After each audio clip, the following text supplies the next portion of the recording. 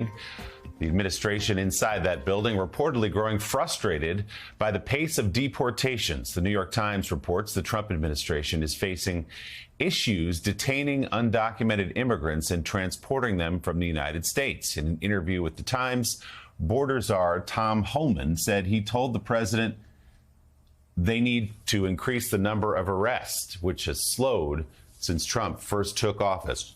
But deportations have not kept pace with the arrests, resulting in a surge of people waiting in ICE detention. The Times reports this stems from financial shortfalls as well as diplomatic challenges with securing agreements with other countries to efficiently deport immigrants. Meanwhile, President Trump's plan to detain 30,000 immigrants at Guantanamo Bay is facing mounting legal, logistical, and financial challenges. High costs, including military flights costing between $23,000 and $27,000 per detainee, have raised concerns within the administration. Tents built for detainees lack basic amenities and fail to meet ICE standards, and military flights to the base have slowed.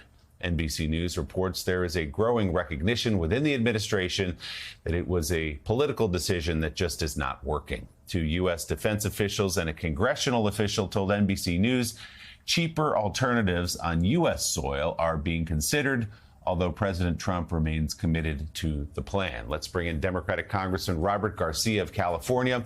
Also at the table in Washington, White House reporter for the New York Times, Tyler Pager. Good morning to you both. Congressman, I'll start with you. So much to talk with you about, but let's start with some of that news about the frustration apparently from the Trump administration that deportations aren't happening fast enough. Of course, this was a cornerstone of his campaign pitch. He was going to get illegal immigrants out of this country. I would note that the pace, the daily pace of deportations right now from the Trump administration is slower than it was last year under the Biden administration. What's your reaction to all of this? Well, look, I think obviously Donald Trump likes to make up things and create his own facts. And the truth is that when you look at not just deportations, but also what's happening at the border, the slowdown at the border actually started during Joe Biden's presidency. I mean, it's been a year and a half, almost 2 years now, that we've actually started to see decreases at the border. You've actually seen the change that Donald Trump so wanted to see happen during the Biden administration. So Donald Trump likes to cook his own numbers. The truth is that deportations happen, especially of violent criminals, of people that shouldn't be in this country. That was something that Joe Biden did. Other presidents did as well. And so I think Donald Trump likes to create his own stories, to create his own numbers. And of course, we can't trust anything that he actually has to say. Tyler, we also have seen that the number of deportations that are happening in military flights, because they were so expensive, has, I think, almost completely stopped, if not stopped altogether. Is there in the White House, when you talk to your sources, any sense, we've been speaking a lot about confusion this morning, that the policy is not as thought out or enduring as perhaps they hoped it was going to be? Yeah, look, this is obviously a huge priority of the president. This is what he campaigned on. We heard him devote a lot of time to this in his joint address to Congress this week. There is frustration, as my colleagues at the Times reported, about sort of the pace. One of the things that Trump wants to be able to brag about is the numbers, the amount of people that are being deported, the amount of people being brought to Guantanamo Bay. We've seen him latch on to that as it relates to Elon Musk's government efficiency initiative of cutting contracts, being able to list out those numbers and programs that have been cut. So I think that's one of the frustrations in the White House, is that those numbers are not at the level that Trump is excited to brag about. And again, it is, all of these policies are complicated to execute. They are still just about a month into this administration, and I think still working through some of the ways in which they need to coordinate across the government to execute on this plan, which is much more complicated than it appears to be. Well, so there's the reaction inside the White House to one of the president's top campaign trail promises and the way it's being implemented. And then there's the way that major cities across the country are seeing the impact of these policies. You saw several of these mayors, including the mayors of Boston, Chicago, Denver, and New York, in front of the committee that you were on yesterday.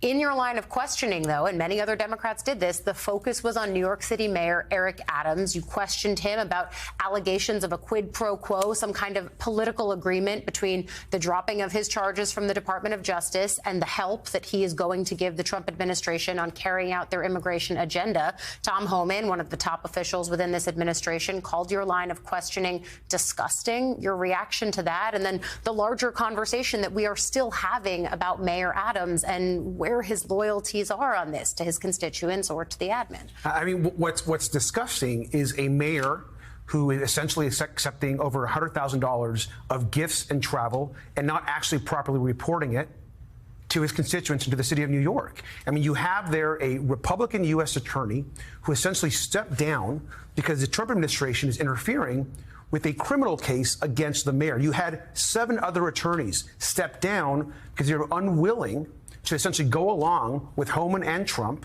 and dismiss these really serious charges. Eric Adams has no support in the city of New York. He's underwater. 20% of the people there support him. Over 50% want him to not win re-election, believe he should not be the mayor. And yet here he is putting deals, making these side agreements with Donald Trump, with Homan, going on cable news shows with Tom Homan, laughing, enjoying essentially a person that's detaining migrants, treating them horrifically as he did in the past. Eric Adams should resign. He should be ashamed of what he's done. And I commend the U.S. attorney there and the team for going after and doing the right thing on Eric Adams. And Congressman, certainly the race to replace him very crowded, including former Governor Cuomo.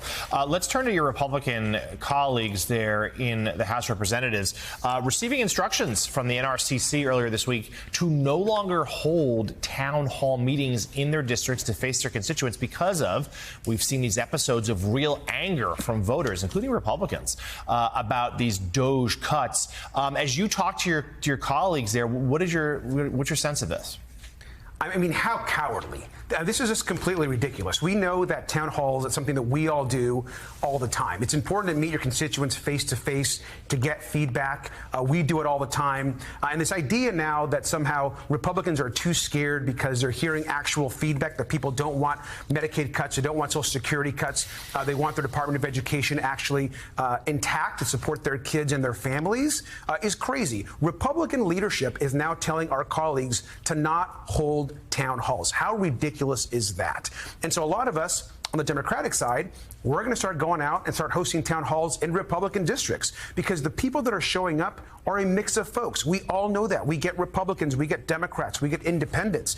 And Mike Johnson and Republican leadership somehow want to blame us for their town halls. They should be blaming themselves and their horrific policies. The people do not want Elon Musk going into their personal benefits to their tax returns and causing chaos. And that's what's happening right now.